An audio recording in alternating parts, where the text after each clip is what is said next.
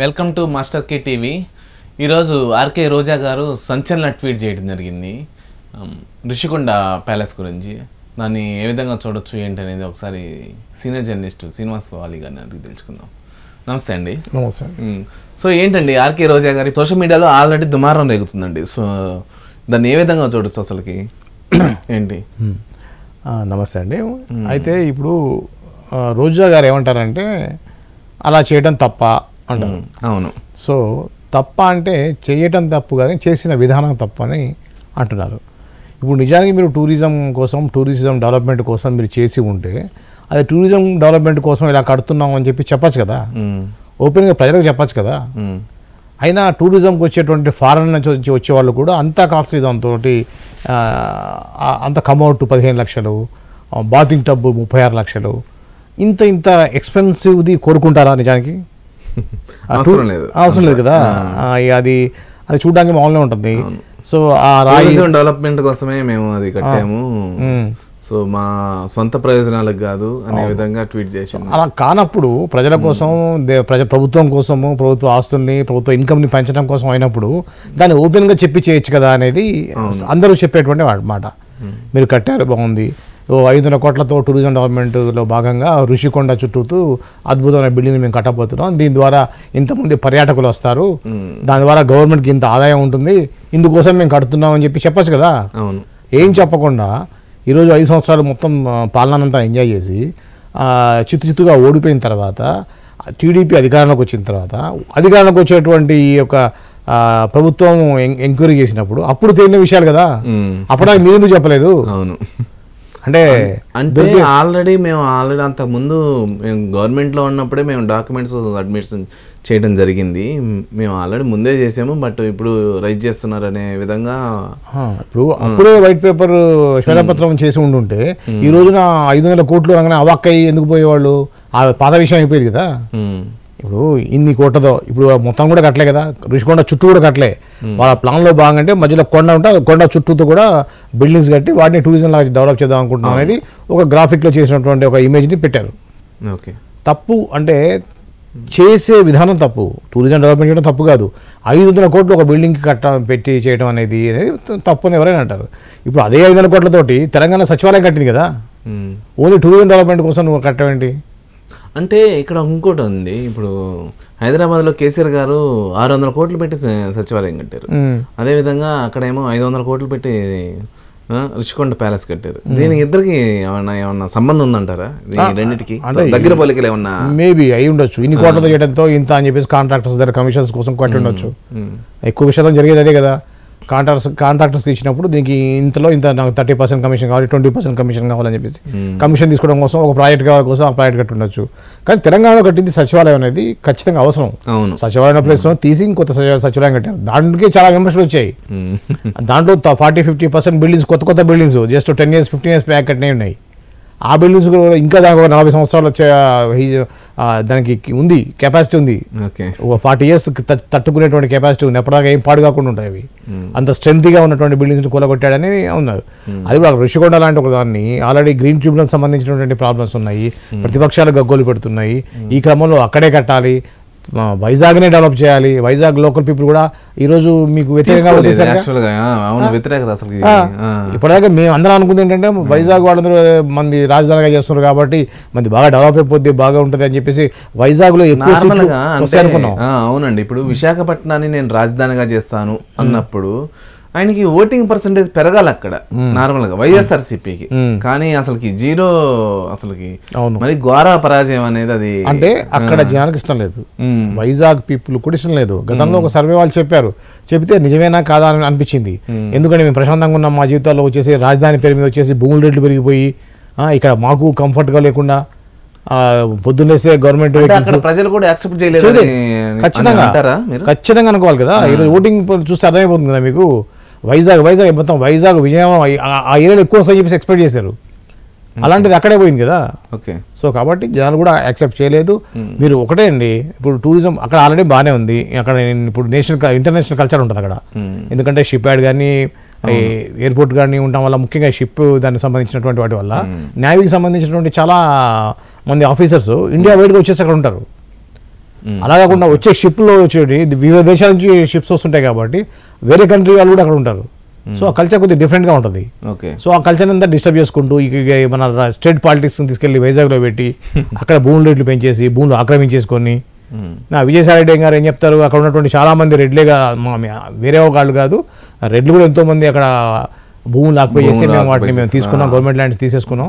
అంటే ఇక్కడ అమరావతిలో కూడా ఆల్రెడీ అంతకు ముందు టీడీపీ గవర్నమెంట్ ఆల్రెడీ భూ కబ్జాలు చేసింది. ఈ విధంగా ఏమన్నా సోషల్ మీడియాలో సర్క్యులేట్? భూ కబ్జాలు కాదండి, కబ్జాలేం కాదు. భూముల్ని ఇప్పుడు కామన్గా జరిగేదండి, ఇక్కడే కాదు ఎక్కడేం జరిగేది ఏంటంటే ఒక ఏరియా డెవలప్ చేయాలనుకున్నప్పుడు అది ఒక మాస్టర్ ప్లాన్ చేసినప్పుడు మున్సిపాలిటీ మినిస్టర్ ద్వారా అవుతుంది. అంతకంటే ముందు ముఖ్యమంత్రి గారి ద్వారా అవుతుంది. ఆ ఏరియా డెవలప్ అయింది అనుకున్నప్పుడు వాళ్ళకి సంబంధించిన ముందుగానే చెప్పేసి అక్కడ 10 లక్షలు ఎకరం ఉందనుకోండి, రేపు పొద్దున ఫలానా ఇండస్ట్రీస్ ఫలానా అక్కడ డెవలప్మెంట్ జరిగిందంటే అది 50 లక్షలు 60 లక్షల ఎకరం అవుతుంది. కాబట్టి ఎవరైనా కొనుక్కోండి అంటే ఆ మెసేజ్ అందుకంటే ముందుగా వీళ్ళకి వెళ్తుంది. కాబట్టి ఈ ఎవరైతే ఉన్నారో వాళ్ళు కొనేస్తారు. అక్కడ పెట్టుబడిదారి భూస్వాములు ఎవరైతే పెట్టుబడులు డబ్బులు పెట్టగలిగిన వాళ్ళు ఏం చేస్తారో ఆ ఏరియాలో 10 ఎకరాలు 100 ఎకరాలు 50 ఎకరాలు కొనేస్తారు అట్లా. సో అంతెందుకంటే రీసెంట్గా 111 జీవో ఎత్తేసారు. 111 జీవో ఎత్తేస్తారు అనే విషయం మన మీడియాలో కొంతమందికి ఆల్రెడీ తెలుసు, నాకు కూడా తెలుసు ఎత్తేయబోతున్నారు అని చెప్పేసి. అంతకంటే ముందు ఆల్రెడీ చాలా మంది ప్రభుత్వంలో ఉన్నటువంటి ఐఏఎస్ ఐపీఎస్లకు తెలుసు అని చెప్పేసి మాకు సమాచారం ఉంది.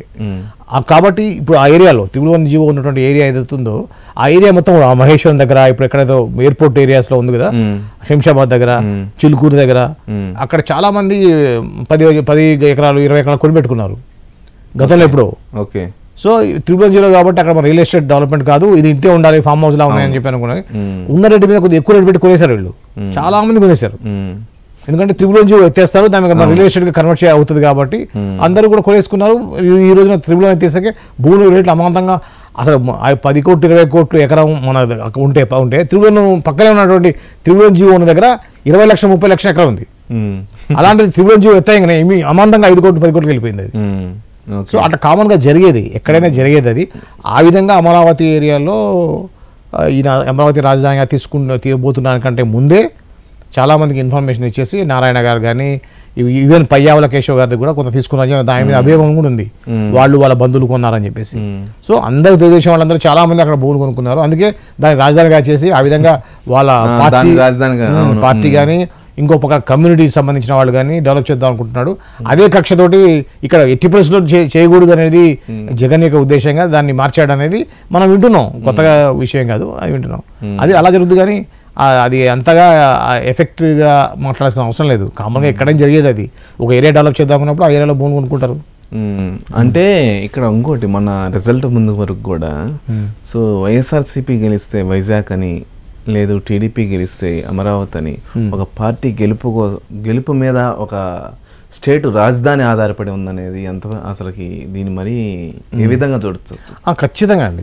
ఇప్పుడు మీరు ఉమ్మడి ఆంధ్రప్రదేశ్ ఉన్నప్పుడు హైదరాబాద్కు ఉన్నటువంటి ప్రియారిటీ ఎట్లా ఉండేది? అసలు ఏ మారుమూల ఆంధ్రప్రదేశ్లో మీకు ఆ చివర శ్రీకాకుళం జిల్లా వాడు కూడా హైదరాబాద్ అంటే ప్రైడ్గా ఉండేది. మా రాజధానికి వచ్చాం, మేము హైదరాబాద్కి వచ్చాం, హైదరాబాద్ మా రాజధాని, హైదరాబాద్ అట్లాట ఇట్లాట అని చెప్పేసి చెప్పుకునేవాళ్ళు. రాజధాని అంటే ఖచ్చితంగా ఆ రాష్ట్ర ప్రజలకి ఒక ప్రైడే. అవును. సో అందులో డౌట్ లేదు. సో అమరావతిని చేస్తా అన్నాడు. ఇంత ఏరియా 33,000 ఎకరాలు ఆయన గ్యాదర్ చేశాడు. ఆ డెవలప్మెంట్ అయ్యేటువంటి క్రమంలో ఆయన కూడా ఓవర్ కాన్ఫిడెన్స్, నెక్స్ట్ 5 years నేనే వస్తాను కాన్ఫిడెన్స్ తోటి ఆ ఫస్ట్ 5 yearsలో చాలా తక్కువ పర్సెంటేజ్ ఆఫ్ డెవలప్మెంట్ చేశారు. సో అందుకే నేను మార్చడానికి కూడా ఇదైంది. అప్పటికీ వేల కోట్లు లాస్ అయింది మార్చడం వల్ల. మళ్ళీ ఇప్పుడు ఆ పెరిగిన చెట్లు లాస్ట్ టైం నేను చూశాను అవన్నీ 80% 90% కంప్లీట్ అయిన బిల్డింగ్స్ లో వదిలేశాడు అట్లా వైఎస్ఆర్ గవర్నమెంట్ లో. సో ఇప్పుడు వాటన్నింటి పొక్కులను పెట్టి ఒక 1 week 10 days అదే పనిగా మొత్తం క్లీన్ చేశాడు. ఈసారి మాత్రం ఖచ్చితంగా ఈ 5 yearsలో మ్యాక్సిమం రాజధాని కన్స్ట్రక్షన్ అవుతుంది. అంటే ఒకటండి, రాజధాని అనేది కట్టబడదు, అభివృద్ధి కాబడుతుంది. అభివృద్ధి కావాలి కానీ రాజధాని హైదరాబాద్ కట్టరు, హైదరాబాద్ తయారవుద్ది. హైదరాబాద్ తయారైంది కొన్ని వందల సంవత్సరాల చరిత్రతోటి హైదరాబాద్ కాబడింది. అంతేగాని హైదరాబాద్ గా 1,00,000 కోట్లు పెట్టేసి కట్టేస్తా అంటే అలా రాదు. జనాలు రావాలి, కంపెనీలు రావాలి, సో అవన్నీ వసతులు పెరగాలి, ఇంటర్నేషనల్ గుర్తింపు రావాలి. ఫలానా అమరావతి అట అక్కడ ఏదైనా మనం కంపెనీ పెట్టేటువంటి రావాలి. ఇదంతా టైం టేకింగ్ ప్రాసెస్ అది. అంటే బిల్డింగ్స్ చూడడానికి బిల్డింగ్స్ మాత్రం కట్టచ్చు, అంటే మనుషులు చేసే పని కాబట్టి. ఆ డెవలప్మెంట్ అనేది ఖచ్చితంగా డే బై డే జరిగేటువంటి ప్రాసెస్ అది. ఈ 5 సంవత్సరాల్లో కంప్లీట్ చేయగలుగుతారంటారా మీరు?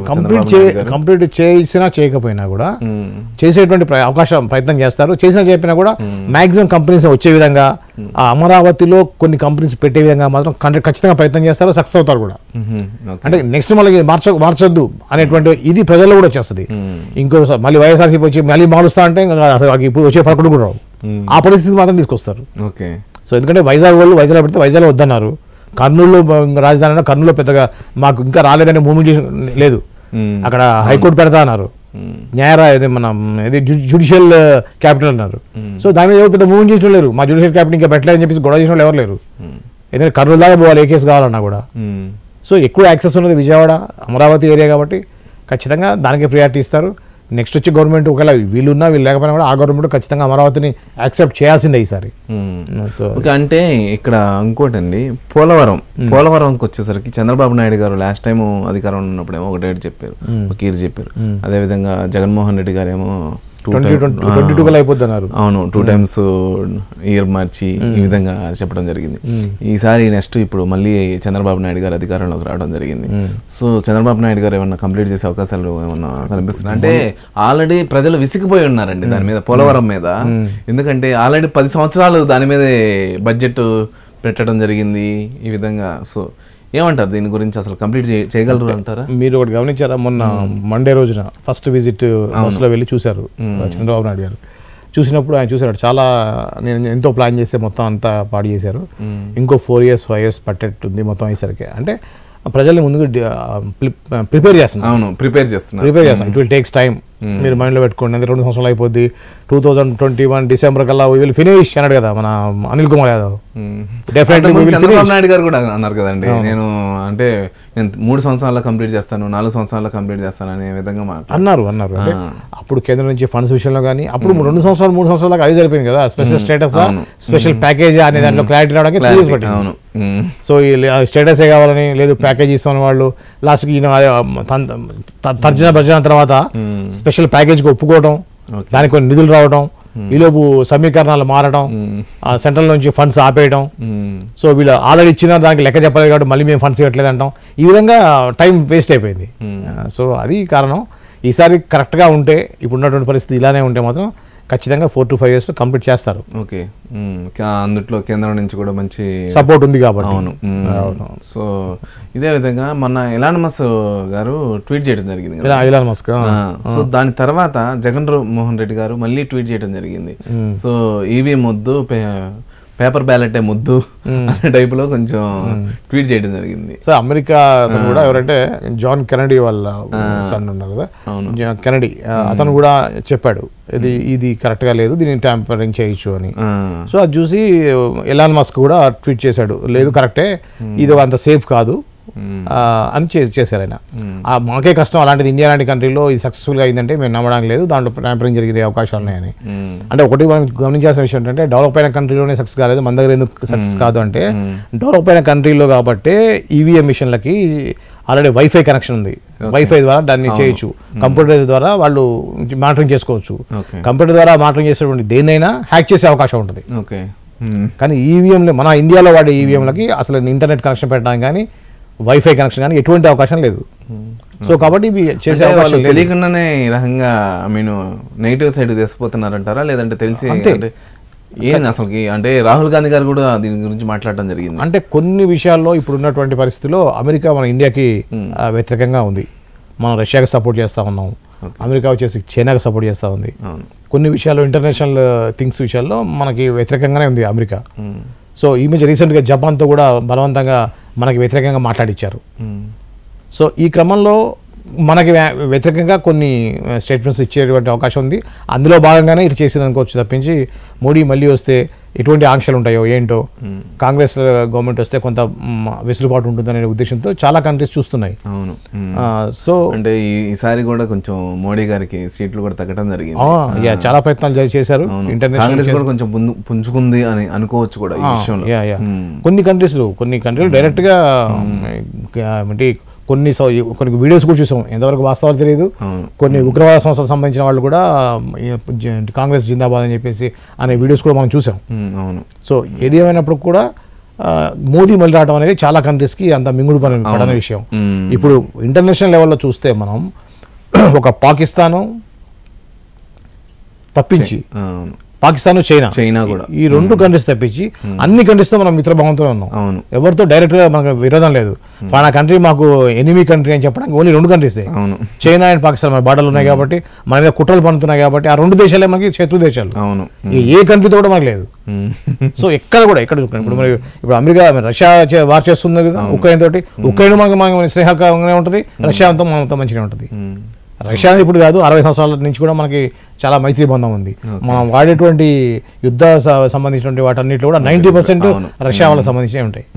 సో కాబట్టి ఆ విధంగా చూడాలి తప్పించి ఏదో ఎలాన్ మస్క్ ఏదో అన్నాడని చెప్పేసి నిజంగా మన ఈవీఎం ట్యాంపరింగ్ అవుతుందని చెప్పడానికి అయితే ఖచ్చితంగా అవకాశం లేదు. ఓకే, థ్యాంక్ యూ శ్రీనివాస్ గారు. Thank you. ఇది ఈరోజు జరిగినటువంటి రోజా గారి ట్వీట్ సంబంధించిన విషయాలు. మరో ఎపిసోడ్లో మళ్ళీ కలుద్దాం. అంతవరకు చూస్తూనే ఉండండి మాస్టర్ కి టీవీ.